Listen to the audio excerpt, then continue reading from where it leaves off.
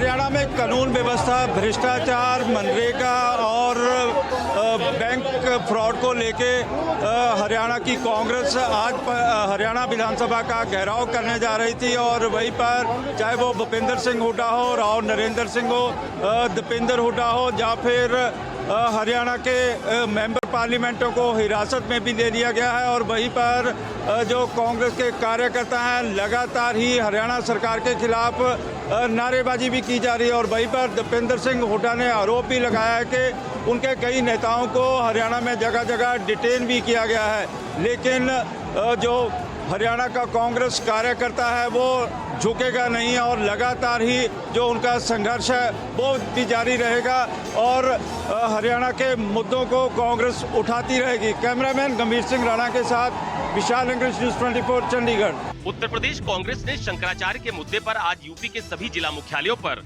जिलाधिकारी के माध्यम से प्रधानमंत्री को ज्ञापन भेजा है।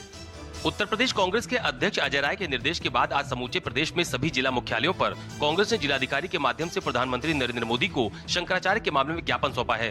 कांग्रेस की मांग है कि इस मामले की निष्पक्ष जांच होनी चाहिए। यही नहीं, कांग्रेस ने ये मांग भी की है कि शिकायत करने वाले की भी जांच होनी चाहिए क्योंकि वो भी एक हिस्ट्री सीटर ही है। इस दौरान कांग्रेसी नेता और कार्यकर्ताओं ने जिला मुख्यालयों पर जोरदार प्रदर्शन और हंगामा भी किया। इस बीच कांग्रेस मुख्यालय पर एक होर्डिंग भी लगाई गई है जिसमें लिखा है शंकराचार्य के सम्मान में कांग्रेस पार्टी मैदान में। कांग्रेस ने बड़ा सवाल उठाते हुए ये भी कहा है कि एक तरफ शंकराचार्य का बीजेपी की सरकार में उत्पीड़न किया जा रहा है तो आखिरकार शिकायतकर्ता की भी निष्पक्ष जांच क्यों नहीं की जा रही है। कैमरा पर्सन धर्मेंद्र साहू के साथ अशोक तिवारी, लखनऊ, न्यूज़ 24। शंकराचार्य स्वामी अविमुक्तेश्वरानंद पर यौन शोषण के आरोप लगाने वाले आशुतोष ब्रह्मचारी आज फिर मीडिया के सामने आए और एक बार फिर उन्होंने शंकराचार्य पर कई गंभीर आरोप लगाए हैं। आशुतोष ब्रह्मचारी आज फिर प्रयागराज में मीडिया के सामने आए और आरोप लगाया कि शंकराचार्य ने सिर्फ आश्रम में ही नहीं बल्कि अपने मंदिर के भीतर भी वीआईपी कमरे में, स्विमिंग पूल और यहाँ तक की गाड़ी में भी दुष्कर्म किए। इसके बहुत सारे साक्ष्य हैं। शंकराचार्य के शिष्य बच्चों को लाने का काम करते थे। इस बीच आशुतोष ब्रह्मचारी के सोशल मीडिया अकाउंट से कुछ ऐसी तस्वीरें और पोस्ट भी सामने आई है जिससे एक बार फिर से साबित होता है कि प्रयागराज के assistant police commissioner Ajay Pal Sharma से उनके संबंध कतई भी खराब नहीं थे और वो समय समय पर एसीपी को शुभकामनाएं देते हुए भी नजर आते हैं। इस पूरे मामले में उत्तर प्रदेश में सियासत भी तेज है। अखिलेश यादव एक बार फिर से शंकराचार्य के समर्थन में उतरे हैं और आरोप लगाया है कि भारतीय जनता पार्टी समाज को बांटकर राज करने की नीति पर काम कर रही है। कैमरा पर्सन धर्मेंद्र कुमार साहू के साथ मानस श्रीवास्तव, न्यूज़ 24 लखनऊ।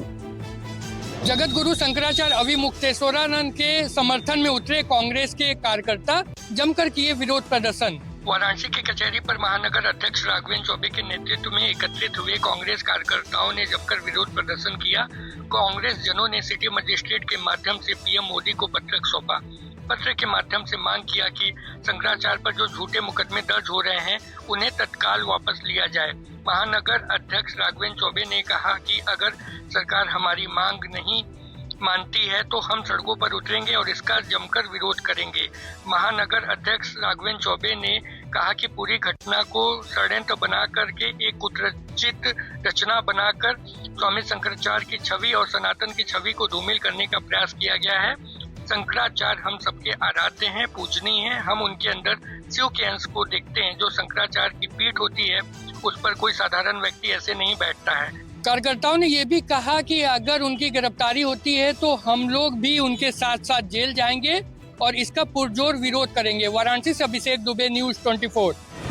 फसल के उचित दाम की मांग को लेकर किसानों का कांग्रेस कार्यकर्ताओं के साथ कलेक्टर कार्यालय पर हल्ला बोल, बिजली लाइन के खिलाफ भी किया विरोध प्रदर्शन।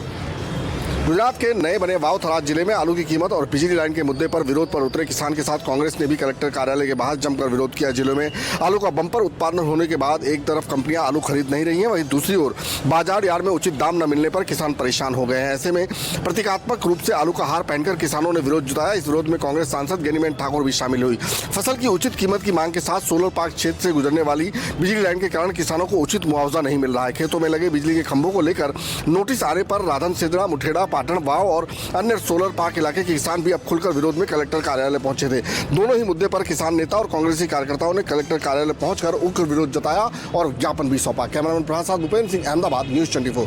प्रधानमंत्री नरेंद्र मोदी 2 दिनों के इजरायल दौरे पर गए हैं। कांग्रेस ने प्रधानमंत्री के इजरायल दौरे की कड़ी आलोचना की है। कांग्रेस पार्टी ने बुधवार को प्रधानमंत्री नरेंद्र मोदी की 2 दिवसीय इजरायल यात्रा को लेकर जोरदार हमला बोला है।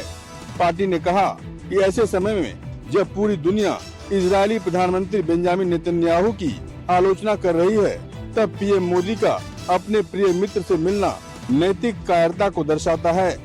वहीं कांग्रेस महासचिव प्रियंका गांधी वाड्रा ने कहा है कि उन्हें उम्मीद है कि प्रधानमंत्री इजरायली संसद को संबोधित करते हुए गाजा में हजारों निर्दोष पुरुषों, महिलाओं और बच्चों के नरसंहार का उल्लेख करेंगे तथा उनके लिए न्याय की मांग करेंगे। कांग्रेस महासचिव जयराम रमेश ने आरोप लगाया कि प्रधानमंत्री मोदी अपने इजरायली समकक्ष को बेशर्मी से गले लगा रहे हैं। उन्होंने नेतन्याहू पर गाजा को मलबे और धूल में तब्दील करने तथा कब्जे वाले वेस्ट बैंक में अवैध बस्तियों के विस्तार की साजिश रचने का आरोप लगाया। रमन कुमार, दिल्ली, न्यूज़ 24। एनसीईआरटी की कक्षा 8 की किताब में न्यायपालिका में भ्रष्टाचार के नाम से एक अंश को जोड़े जाने को लेकर सुप्रीम कोर्ट नाराज है। चीफ जस्टिस ऑफ इंडिया ने कहा है कि किसी को भी न्यायपालिका को बदनाम करने की इजाजत नहीं दी जा सकती है।